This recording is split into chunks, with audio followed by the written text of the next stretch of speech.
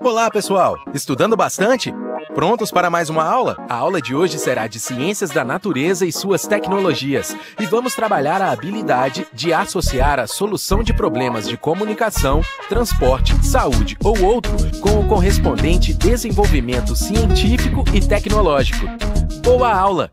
Olá, tudo bem? Sejam bem-vindos a esta aula. Meu nome é Vene Oliveira e nós vamos trabalhar com Ciências da Natureza e suas tecnologias, mais especificamente dentro da competência de área 1, a habilidade 02. Vamos dar uma olhadinha?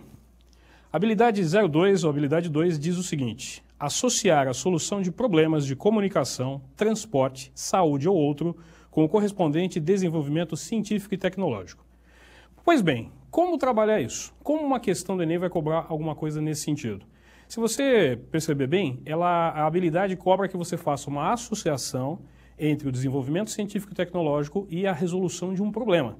E esse problema tem um caráter social, um caráter que tem a ver com transporte, com comunicação, com saúde, com bem-estar e assim por diante. Isso não é uma coisa que a gente aprende numa aula de conteúdo, mas é uma postura de estudante, uma postura de leitor, para que você possa ir conhecendo as tecnologias com as quais você lida diariamente e ir fazendo associações entre essas tecnologias e melhoria de condição de vida da sociedade, etc. Para que a gente possa te dar um exemplo disso, a gente escolheu aqui um assunto que já foi tema de uma questão do Enem. É um assunto específico, mas na verdade o assunto em si não é o foco da nossa atenção. É como a gente vai abordar esse assunto e relacionar com a solução de um problema. Para que você entenda melhor o que eu estou falando, deixa eu te dar um exemplo. Antigamente, vamos falar sobre comunicação, tá? Antigamente, no tempo dos nossos avós, dos nossos pais, ou até de alguns de nós que são mais antigos, a gente usava muito carta, correio, para se comunicar com pessoas distantes. Já existia telefone fixo, etc., mas o telefone fixo não era tão disseminado, nem todo mundo tinha, e além disso as ligações também não eram tão comuns, tão frequentes e tão baratas como elas são hoje. Então o correio era mais comum. Com o advento da microeletrônica, a miniaturização dos circuitos e dispositivos, com o aumento da rede de cabos, rede de satélites e rede de comunicação em geral, tornou-se possível a implantação de um sistema que hoje é bastante comum, todos nós usamos, que são as redes de telefones celulares. Pois bem, para que você possa entender o funcionamento de uma rede de telefone celular, a gente tem aqui um exemplo do funcionamento simplificado, a nossa intenção não é entrar em detalhes, de uma rede de telefonia celular. Quando você pega o seu aparelho e liga, por exemplo, para a sua namorada, você disca o número dela, aperta a teclinha enviar, a teclinha verde, e aí uma onda eletromagnética sai do seu aparelho e se comunica com a antena mais próxima de você, que é uma estação radiobase. A estação radiobase é uma mini central que identifica o que você pretende, se comunica com a central operadora, que busca a antena mais próxima do aparelho com o qual você quer falar. Isso funciona tanto num sentido quanto no outro. Você liga para alguém ou você recebe uma ligação de alguém, o caminho é mais ou menos o mesmo. Essa central operadora pode, muitas vezes, se comunicar também com uma central de telefonia fixa, com uma central de dados, e aí você consegue falar com uma pessoa que usa um telefone fixo, ou você pode navegar na internet, entrar no banco, fazer consultas, etc. O mais importante de ser frisado aqui é o seguinte: a gente está falando de ondas eletromagnéticas. Ondas eletromagnéticas você vai estudar com mais detalhes na aula 82. Mas agora vale a pena a gente mencionar o seguinte: as ondas eletromagnéticas em questão são ondas de rádio que trabalham numa certa faixa de frequência. As frequências mais comuns, aqui na tela novamente, nós temos 850 MHz, 1900 MHz, 2100 MHz. Como são ondas eletromagnéticas, elas estão sujeitas aos fenômenos que acontecem com outras ondas também, como reflexão, refração. Então, se você tiver obstáculos no caminho do sinal, isso pode interferir na qualidade da sua chamada telefônica. Você pode ter locais, por exemplo, onde as ondas não alcançam por alguma razão e você tem as chamadas zonas de sombra. Enfim, são ondas eletromagnéticas, ok? Um detalhe importante também é o seguinte: telefone celular. Se você tem que se comunicar com uma ERB, uma estação radiobase, que se comunica com outras estações radiobase, então significa que a cidade está mapeada e cada região, cada pequeno pedaço da cidade tem uma dessas antenas e fazendo a comunicação da rede toda. Cada pedaço desse é o que a gente chama de célula, daí o nome telefonia celular, ok? Pessoal, quando a antena da estação radiobase emite a onda eletromagnética, é interessante a gente ficar atento a duas características dessa emissão, que são a potência e a intensidade. O que é a potência? A potência está associada à quantidade de energia eletromagnética que a antena emite a cada segundo ou a cada intervalo de tempo. Guardadas as devidas proporções, a potência emitida pela antena é mais ou menos a mesma, tá? Eu vou te dar um dado aqui só de orientação, só de referência, por favor, não tome só o pé da letra. mas uma estação radiobase tem uma potência normalmente de funcionamento, dentro de certas condições, menor do que 50 watts, tá? Às vezes até bem menor do que isso. Mas a potência, vamos considerar que ela é aproximadamente constante. Porém, como as ondas vão sendo emitidas e vão se espalhando no espaço, imagine que, como essas ondas se propagam em todas as direções, elas formam como se fossem esferas em torno do centro emissor. E essas esferas vão crescendo de tamanho. Isso significa que essa energia em cada esfera é mais ou menos a mesma, só que ela vai se espalhando no espaço, tá? E aí entra a intensidade. Aqui na tela a gente tem uma visão melhor disso. Aqui você tem o centro emissor no alto da torre e eu vou desenhar aqui umas circunferências que representam essas esferas que eu falei para você. Então aqui a gente tem as chamadas frentes de onda, tá? Então veja, se a potência é a mesma, cada uma dessas linhas representa esferas que carregam aproximadamente a mesma energia. Porém, como você está aqui no nível da rua, tá, segurando o seu aparelho celular, a onda, quando chega aqui, ela tem essa energia espalhada numa esfera extremamente grande. Isso significa que a energia que o seu aparelho vai captar é bem pequena, porque você vai pegar só um pedacinho dessa frente de onda. É por isso, por exemplo, se você está longe de uma antena, o sinal que você percebe no seu celular é fraco, ou quando você está perto, o sinal é forte. Isso tem a ver com a intensidade. No Sistema Internacional de Unidades, vale a pena a gente considerar o seguinte: no Sistema Internacional de Unidades, a potência é dada em watt, que é joule por segundo, são as unidades padrão de energia e intervalo de tempo, e a intensidade é dada em watts por metro quadrado, já que é potência dividido pela área dessa esfera que a gente está considerando, ok? No próximo slide, a gente tem agora, só para você também ter uma referência de uma informação que é bastante comum hoje em dia, está chegando a chamada geração 4G de celulares. Pô, geração 4G, por que isso? Na verdade, a tecnologia dos celulares ela foi evoluindo muito rapidamente nos últimos anos. A gente tem desde a tecnologia analógica, que são os primeiros celulares que chegaram no nosso país, que é a chamada geração 1G, ou primeira geração, e de repente entrou em operação a segunda geração e a terceira geração, que é a que a gente tem agora. São celulares digitais, e a terceira geração tem inclusive os celulares inteligentes, os smartphones. Aqui na tela, a gente tem as seguintes informações que vale a pena você comparar. Por exemplo, né, na tecnologia GSM, que é a mais difundida principalmente na região 3G, olha só a chamada taxa de download máximo, ou seja, você entra com o seu celular na internet, por exemplo, e você quer carregar uma página, você quer carregar uma informação, e essa informação ela vem para o seu celular com uma certa velocidade. Você quer assistir um filme, você quer ver um vídeo, alguma coisa assim. A tecnologia CDMA, ou WCDMA, tem uma velocidade de 384 kilobits por segundo.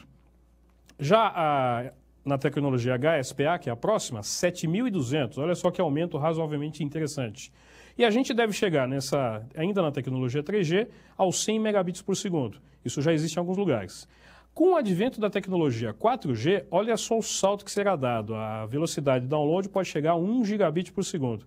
Isso significa que na tecnologia 4G, você vai ser capaz de ver vídeos com alta definição no seu celular em tempo real. O que significa isso? Você vai entrar em contato com o site, requisitar um vídeo, e o vídeo vai sendo descarregado no seu celular e você vai assistindo ele ao mesmo tempo. Para que você possa ter uma noção dessa informação que a gente está dando, bits por segundo, pô, peraí, bit e byte, essas duas palavras aparecem com uma certa frequência. Bom, bit é a unidade fundamental de informação. Um bit é um dígito binário. Em tecnologia da informação, o bit é a unidade fundamental. É um 0 ou um 1, tá? Isso tem aí algumas limitações, algumas informações técnicas que a gente vai ignorar por enquanto. Agora, o byte é a unidade de informação que normalmente, por padrão, é composta por 8 bits. Tanto é que você se depara com essas duas informações. O seu celular vai ter taxa de download em bits por segundo, kilobits, megabits por segundo. Mas o seu pendrive, o HD do seu computador, do seu notebook, ele tem capacidade de armazenamento de 300 gigabytes, 500 gigabytes e por aí vai, tá certo? São duas informações que a gente utiliza na descrição desse fenômeno da transferência da informação. Muito bem. No próximo slide, a gente vai ver o seguinte: o advento dos telefones celulares teve tamanho impacto na sociedade atual que veja nesse gráfico a evolução do número de celulares formalizados em operação. Só para você ter uma ideia, em 2012, no primeiro trimestre de 2012, a gente já chegou à marca de 6,1 bilhões de celulares no planeta. Isso dá quase um celular por pessoa no planeta. Claro que essa distribuição não é igual, tá? Tem gente que nunca viu um telefone fixo ainda, muito menos um celular. Tem gente que tem 3 ou 4. Eu, por exemplo, tenho 3, não me pergunte por quê.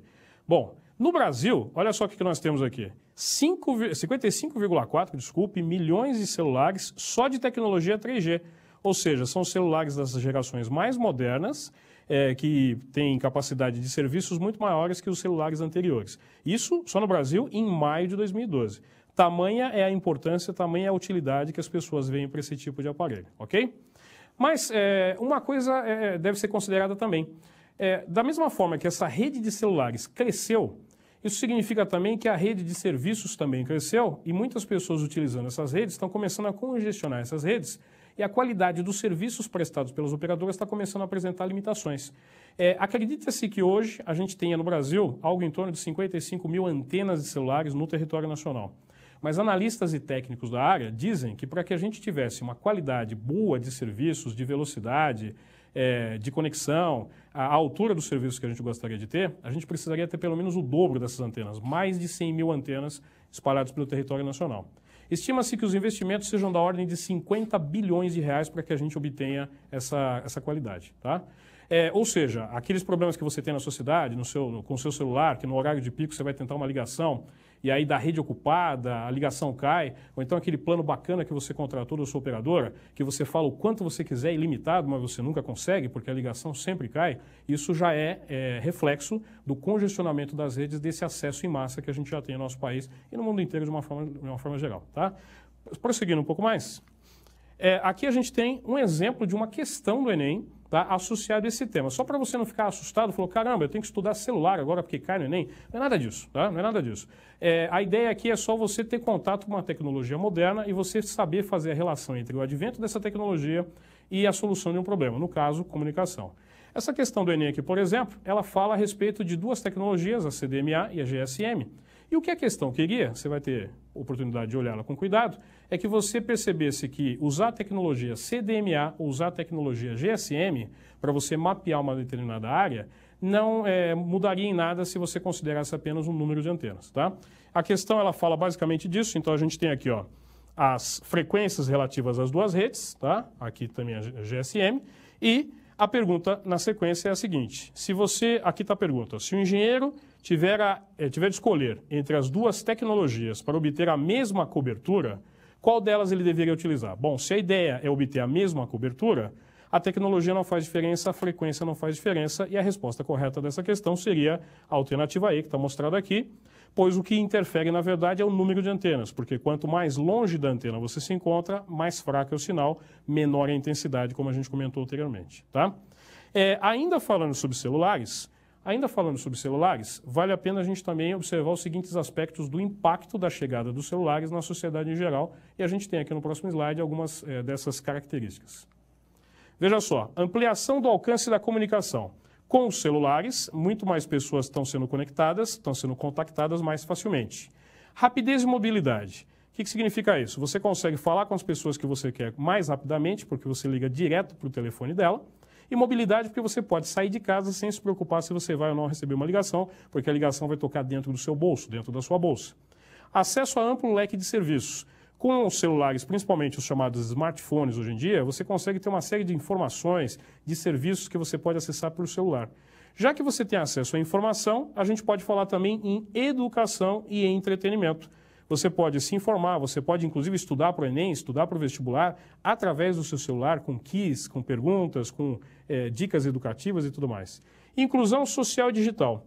Muitas pessoas que não tinham acesso à informática e comunicações mais modernas por conta dos computadores, começaram a ter acesso a isso por conta do telefone celular. E inclusão digital, porque muitas pessoas que eram avessas a essas tecnologias estão conseguindo também ter acesso a isso, principalmente através dos telefones celulares. Mudança de hábito de consumo.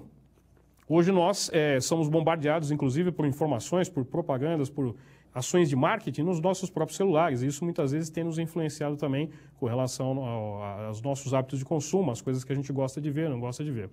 E uma questão também que não deve ser desconsiderada quando a gente fala nessas tecnologias, em particular dos celulares, que devido à grande quantidade de antenas espalhadas pelas cidades e essa quantidade de energia eletromagnética adicional no ambiente, falar sobre os impactos dessa exposição do corpo humano a essas radiações.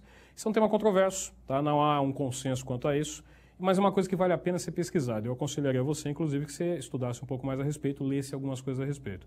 Porque é inevitável a gente pensar que, por exemplo, como a gente está exposto a essa radiação cotidianamente, que algum impacto possa ter na nossa saúde, tá? Mas isso é uma coisa que fica aí como dica de estudo. Então, pessoal, finalizando, a ideia dessa aula é a seguinte, é chamar a sua atenção para que você possa, ao ler artigos, notícias na mídia sobre tecnologias presentes no nosso cotidiano, você pare para refletir criticamente, tentando relacionar essas tecnologias a impactos que ela causa na sociedade, a problemas que ela resolve, a vantagens que ela traz, mas também as possíveis desvantagens, ou os possíveis problemas ambientais para a nossa saúde, para a economia, etc, etc. Ou seja, o que essa habilidade quer cobrar de você no Enem é uma postura de leitor crítico e que você tenha capacidade de relacionar a ciência com o seu cotidiano, tá bom? Muito obrigado, até uma próxima, até mais. Para desenvolver melhor essa habilidade, consulte a ficha de estudo número 62. Bom estudo e até a próxima aula!